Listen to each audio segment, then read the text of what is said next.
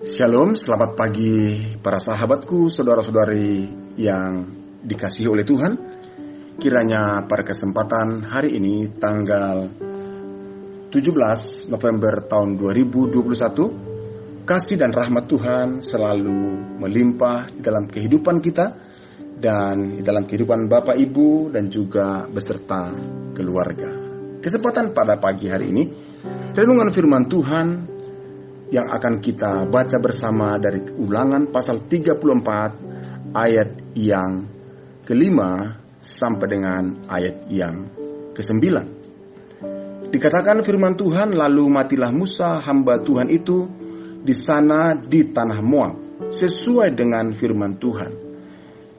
Dan dikuburkannyalah dia di suatu lembah di tanah Moab, di tentangan Bet Peor. Tidak ada orang yang tahu kuburannya sampai hari ini. Musa berumur 120 tahun ketika ia mati. Matanya belum kabur dan kekuatannya belum hilang. Orang Israel menangisi Musa di dataran Moab 30 hari lamanya. Maka berakhirlah hari-hari tangis perkabungan karena Musa itu. Dan Yosua bin Nun penuh dengan roh kebijaksanaan, sebab Musa telah meletakkan tangannya ke atasnya. Sebab itu orang Israel mendengarkan dia, yaitu Yosua, dan melakukan seperti yang diperintahkan Tuhan kepada Musa. Bapak Ibu saudara-saudara kasih Tuhan, judul renungan kita pada pagi hari ini saya berikan judul kehidupan yang bermakna. Apakah kehidupan yang bermakna itu? Di dalam pandangan dan pemahaman saya, hidup yang bermakna itu adalah hidup yang menjadi berkat bagi sesama. Dan yang kedua, hidup yang melakukan kehendak Allah. Saya ulang sekali lagi. Apakah hidup yang bermakna itu? Di dalam pemahaman saya, hidup yang bermakna itu adalah hidup yang menjadi berkat bagi sesama.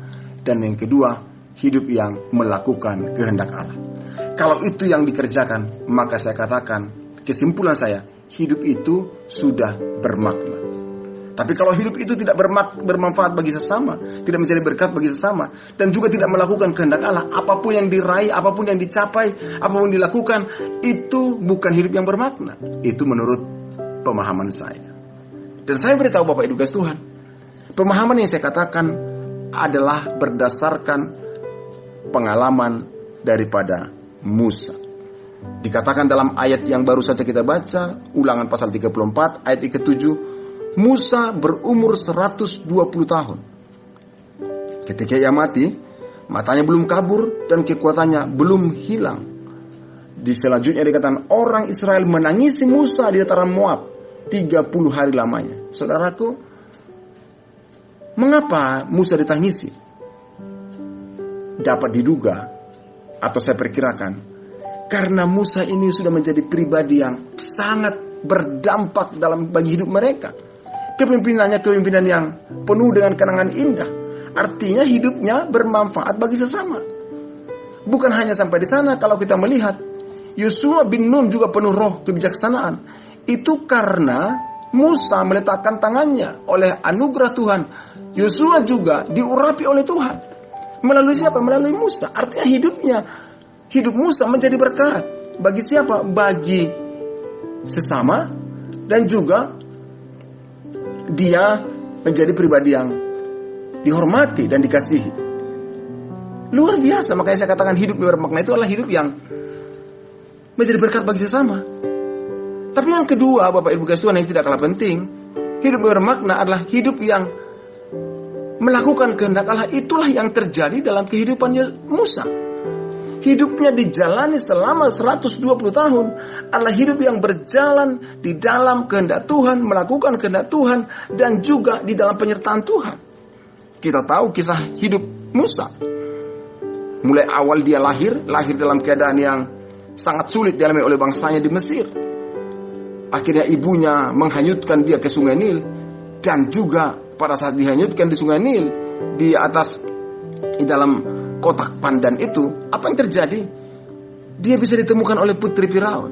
Putri Firaun mengangkat dia menjadi anaknya, dan setelah dewasa Musa tinggal di istana Firaun, hidup dalam keadaan yang layak. Tetapi dalam pertumbuhannya, Musa dipanggil Tuhan, dipilih Tuhan untuk membebaskan bangsa Israel dari Mesir.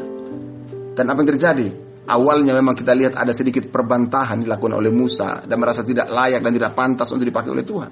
Tapi akhirnya dia menuruti kehendak Tuhan dan melakukan kehendak Tuhan, dan dia dipakai oleh Tuhan dengan luar biasa, melakukan berbagai mujizat, melakukan berbagai perkara-perkara yang luar biasa atas pertolongan Tuhan, mulai dari istana Firaun di mana ada tulah yang terjadi, 10 tulah terjadi di sana melalui tangan Musa yang dipakai oleh Tuhan.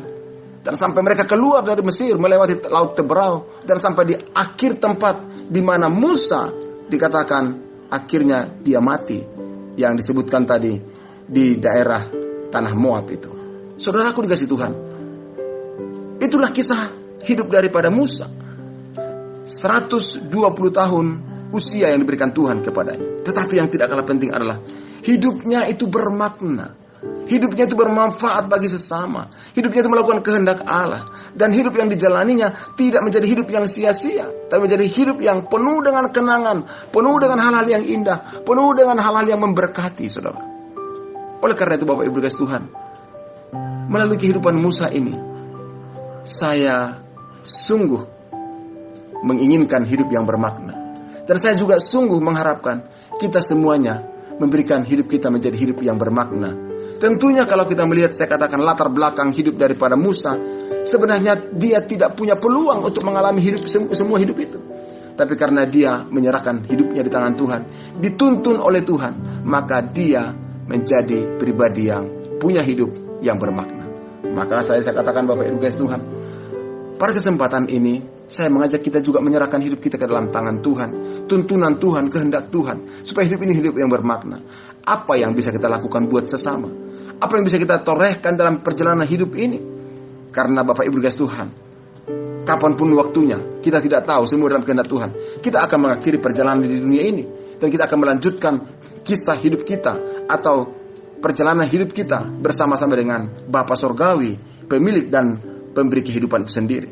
Tetapi saudaraku, selagi ada di dunia ini, milikilah hidup yang bermakna, menjadi berkat bagi sesama, di mana hidup kita ini menjadi hidup yang punya catatan penting bagi orang-orang yang ada di sekitar kita, dan mereka bisa melihat dan bisa merasakan berkat Tuhan yang mengalir dalam hidup kita, sesama teman kerja kita, sesama teman pelayanan kita, dan mereka semuanya bisa merasakan kebaikan dan berkat Tuhan melalui kehidupan kita. Dengan demikian, kita sudah menjadi pribadi yang bermakna. Dan mungkin yang kita lakukan tidak bisa kita berikan secara materi, tapi bisa dilakukan secara doa-doa kita, secara nasihat yang kita berikan. Semua bermakna bagi mereka. Dengan demikian kita sudah membangun dan membuat hidup kita bermakna bagi mereka. Saudaraku dikasih Tuhan, pada masa-masa sulit seperti sekarang ini, kita bisa mendoakan, bisa saling mendoakan, saling membantu, saling menolong. Apa yang bisa kita lakukan?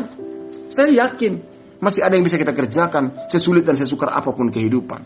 Memang hidup inilah rangkaian-rangkaian kesukaran dan berbagai pergumulan. Tapi saya percaya, dalam semua itu kita masih bisa tetap menjadi berkat bagi sesama kita.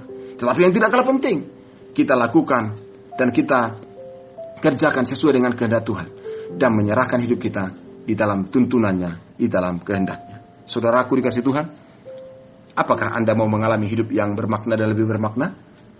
Jangan memikirkan hal yang besar terlebih dahulu, tapi lakukanlah apa yang dapat kita lakukan sesuai dengan kehendak Tuhan, sehingga kehidupan kita yang ada hari ini menjadi hidup yang bermakna, karena kita menjadi pribadi yang menjadi saluran berkat Tuhan bagi orang-orang di sekitar kita. Kiranya memasuki hari ini, mari kita ambil komitmen. Hari ini kita mau membangun hidup yang bermakna di dalam pandangan Tuhan, menjadi berkat bagi sesama dan melakukan kehendak Tuhan. Saudaraku dikasih Tuhan, doa dan harapan saya, hidup kita menjadi hidup yang semakin bermakna. Tuhan Yesus memberkati kita sekalian.